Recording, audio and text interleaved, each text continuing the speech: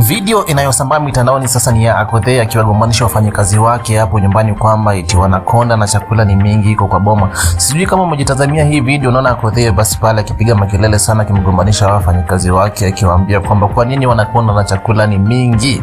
Chanzo ya hii video ama hii magombano bado hatujajua ni nini, lakini inasemekana kwamba wazazi wa huyo mfanyikazi ndio amemwambia kwamba eti amekonda akiwa kule pale anafanya kazi. Sijui what's her take on this? Ndio hii hapa video, acha nikuwekee.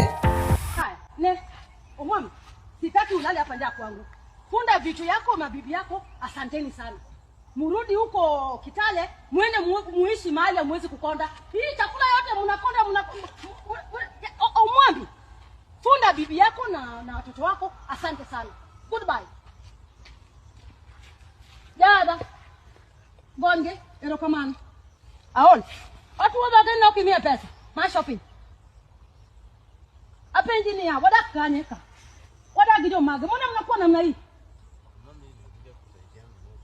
Hata nikahaya gari kawaleta paka hapa. Hujakuja kunisaidia kazi. Umekuja kufanya kazi yako usaidie wewe na familia yako.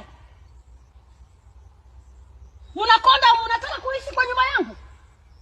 Na mnakunywa maziwa ya ng'ombe yangu hapa. Mnakula mboga yangu, mnakula nini? Rabolo yangu huko chini.